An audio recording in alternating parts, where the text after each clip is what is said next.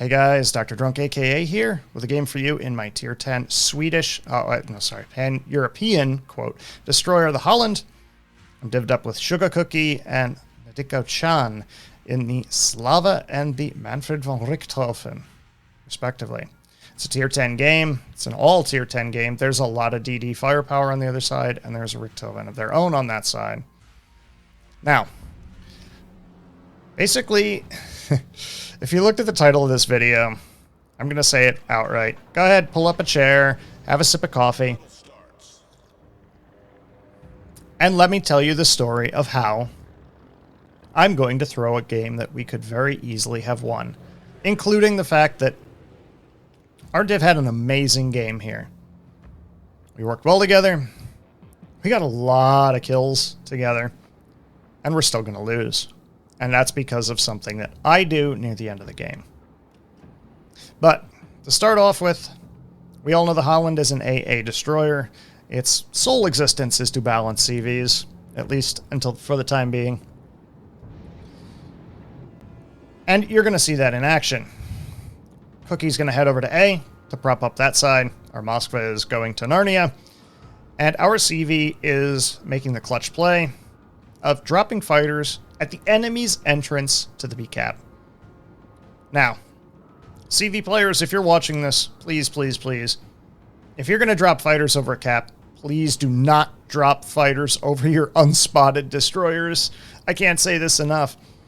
If he were to drop fighters at the entrance of the B cap, everybody, that's like putting up a flare that says, there's a DD here, come get it. By dropping fighters where he did, not only does he dissuade any of the enemy's destroyers from pushing into that B cap because they're going to be spotted, but he also provides spotting at the center of the map for our team in general. So we're going to know where ships begin to distribute themselves, as well as closing off the B cap from enemy DDs. Now I have RPF, I ping the cap where the Haragumo likely is. My RPF switches to south of the island, and I ping that map for our CV to go take a look at if he decides. The enemy Richthofen sees the cap as being contested, and folks, this is why the Halland exists. I'm going to take some measure of revenge for all of those lollyboat cheeks that have been clapped in the past. He drops a fighter here. He loses entire squad of rocket planes. He drops a fighter, which I promptly essentially destroy the whole squadron. However, he does push me out of the cap, and this is going to have significant consequences later in game. My RPF is showing towards the last known position of the Halland, and our Shimakaze is pushing into the cap. I really don't want this Shima pushing into the cap from this direction. He doesn't have any way to get out. He's nosed in to the island down at F6, F7. He doesn't have a way out of this cap, and he's also blocking my torpedo launches. So I really don't want him over there. In fact, you're going to see me fairly soon. I'm going to ping the minimap as to where that Halland is. That's not the Haragumo, that's the Halland. And I'm saying there we go, I ping him to get back. He does not need to be sitting there. There's a Petro within 12k, so there's a radar ship within 12 kilometers of him. And for some bizarre reason, he just doesn't realize this and thinks that ducking into the safety of the island is going to help him. We are already down one ship. We are down a destroyer already. We are down in hit points already. We saw Halland torpedoes come by. Our Moskva's posted up overwatching the cap. And we see the Grozo and the Gumo are both spotted at C. We took A. We've taken B. We're holding steady. We're going to have a points lead very soon because we have the cap advantage. However, our Shima gets spotted. And because our Shima gets spotted, he's taking most of the fire. I'm going to take my opportunity to get some chip damage on this Halland. Possibly break some of his modules, force a damage control. Granted, our CV won't be able to do much to him because he has pretty much only AP bombs, AP rockets, and torpedoes. But nonetheless, any damage that you can do on a destroyer is good damage. as our Grosser Kurfürst, who was YOLO pushing straight into a Yoshino, a Yamato, and a Holland, decided that he is tired of living, and he just leaves the game. Heads back to port. CV manages to nuke Yoshino. GG, AP bombs for the win. He's dropped a fighter over top of me, so unfortunately now I'm going to be spotted, but I'm going to be protected from the Richthofen, especially when there's a Holland and a Grozavoy sitting there. Oh yeah, look, there's a Grozavoy sitting there. Our Shima has no way out. He cannot escape that cap. He's radared by the Petro, he's pushed by the Grozo, he's being shot by 2 Hollands and a Grozavoy. He is going to die. Now the Grozo is capping B. He's sitting in the Shimakaze smoke. We are still pretty much up on points because we've had the caps for so long. But our Holland needs to win that gunfight. I'm not going to take a gunfight here with a Grozavoy and a Holland without some kind of help. And I don't have any help here. I mean, if you look at our team is basically 5 kilometers north of C. Our team at A is basically holding against a Holland and a Yami, and that's the right play. So I'm left here to deal with 2 DDs in the middle of the field. Thankfully, the Shimmy got some damage onto the Grozo before he died. We switched to AP to try and get some more damage on that Grozo because Holland AP is pretty gross. He turns off, so we're going to switch to our HE, and we're going to try and get him to smoke. As we get torpedoes on the Yami, we intended to hit the Holland, but we got torps on the Yami, and we push him out of the cap. So you'll notice I'm not pursuing that Grozavoy. I don't know where the Holland is. The Holland has about 7,000 hit points remaining. The Grozo has about 15,000 hit points. I'm not going to win that fight, no matter whether I have a heal or not. Cookie takes out the Holland, and we're even on ships. We're up by 100 points. However, the Grozo's back capping B. We know where he is. He's shooting from his smoke cloud. We're assuming that he has backed into the cap as our Holland eats Holland torps and dies to them, which is unfortunate, as that means the scores are basically evened. We know that Grozo is backed into the cap. He's shooting from his smoke screen. I'm going to drop torpedoes into that smoke because you never know. I might get lucky. The Grozo's a big, ungainly ship, and there's a good chance that I might be able to get him. Moskva radar is popped. He is backing up. I look at the Holland. I look at the Grozo. The Grozo's stationary. The Holland's about to go out of range behind the island. So I'm going to take my chances, get some more chip damage on that Grozavoy, and try to basically push him out of the cap. I mean, it has already been capped, so it's unfortunate that we're going to lose that cap, but again, any damage done on a DD is good damage. Yes, the Grozo has a heal. Yes, the Holland has a heal, but they cannot heal 100% of the damage unless it is fire or flooding damage. So any damage we can do is good damage.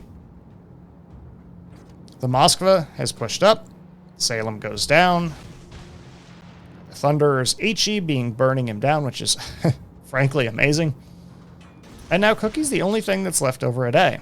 In fact, our div is the only thing that exists west of the 8, 9, 10 line. And that's kind of ridiculous. We have a Borgogna, we have a Venezia, and we have a Moskva around C. In fact, the Moskva is capping C. He's trying to cap C, but the CV is resetting him. But the point is he's keeping points from coming in. We're down by 2 ships. But we still have a very good fighting chance. True, we're down by about 35,000 hit points, but I also can't see. My view range is not big enough that I can't really see that far, so we may actually be better than that. We would be better than that until the Slava nukes our Moskva. I get a torpedo hit on something, and I realize, oh, Jesus, that was the Smolensk, and the Smolensk is really close. And I think, well, my torps are coming back off cooldown in about 8 seconds. I can drop torps in there. Oh, shit. That's a Holland. That's not a good thing to deal with. I have to kill this Holland. Cookie drops AP blind into that smoke cloud and nukes the Smolensk.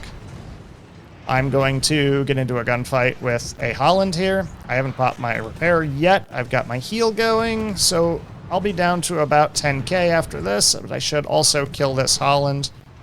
Make one small mistake there and turn too far and put my front guns out of the fight. Had I kept my front guns in that fight, I would probably have another 1,000 hit points to play with at this point, but at the time, it doesn't seem like it really matters.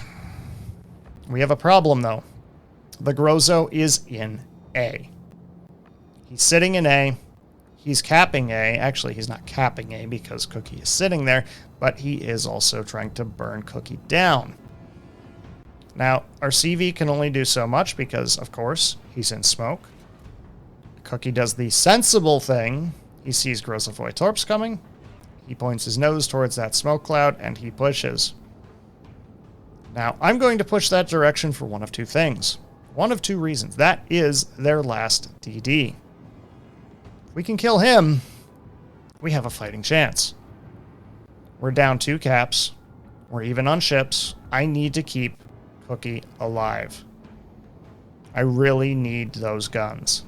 On the other side of the map, we have a Bourgogne, who's basically dead, and a full health Venezia going after a Petropavlovsk. They should win that trade. However, the Thunderer burns down the Bourgogne, and that's a problem. Because our Venezia player, spoiler alert, is going to be an absolute potato, and his full health ship is going to lose to a Petropavlovsk.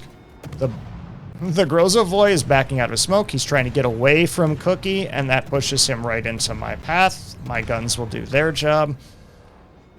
And we take out another DD. Torps are already away on that Slava. Our Venezia, I don't know what he did. I don't understand why he made the play he did. Instead of pushing in, he turned out to ignore the Petro. I'm not sure why. But I basically called target on this Slava. In Discord, I'm saying basically, look, we need this Slava to die. It's only the 3 of us left in the division.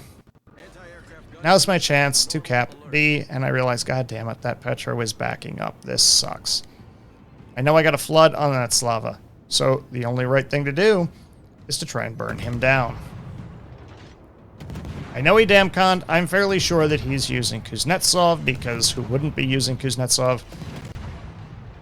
You can see that these 120s do a lot of damage to superstructure when you get good hits.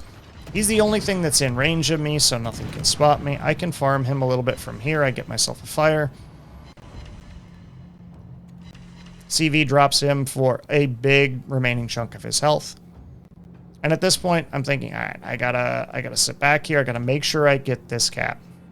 Why did I stop shooting? I don't know where the Petro is. Last I saw him, he was backing up towards me. I don't want to be spotted with that Petro pushing into my gun range. Because if I get spotted and reset now, we have major problems. And of course, there's the Petro. 9.5 kilometers inside my gun range. If for some reason he were to push into my gun range, I would be spotted and be shot by that Thunderer. That's not a good thing. So right now, we're down a ship. We're up caps. And we're going to kill that Slava. Spoiler alert. CV gets the kill on that Slava. Very nice. And the smart money is on killing the Thunderer. Thunder is pushing into us. The Richthofen kills Cookie, so now we're down to the 2 of us against 3 of them. I'm not worried about the Richthofen. The Richthofen can do very little to me. I am worried about the Thunderer. I'm also worried about the Petro. And this is where I make the one mistake that costs us the match. I turn north. And I begin to turn east. Because I see the Thunderer turning, I want to try and get my torpedoes off as close to a broadside as I can, but he's wiggling towards me. If I stay on this course, same course that I'm on right now, and push north to the island about D6. I will have that island in between myself and the Petropavlovsk. Spoiler alert, I don't. My thought is I want to run away from this Petro. I don't know how many radars he has. I don't know if he's used it recently. I don't know what his health is. I don't know if he's pointed at me. I don't know anything about this guy right now. All I know is I don't really want to get shot by a Petropavlovsk. Look at my position on the minimap. I could easily make a full circle, turn, head northeast. I would be able to support our CV with anti-aircraft firepower, and I would be able to get broadside torpedoes on this Thunderer, because the last time the Thunderer saw me, I'm headed towards the A-cap. I land one torp on him. We land a flood.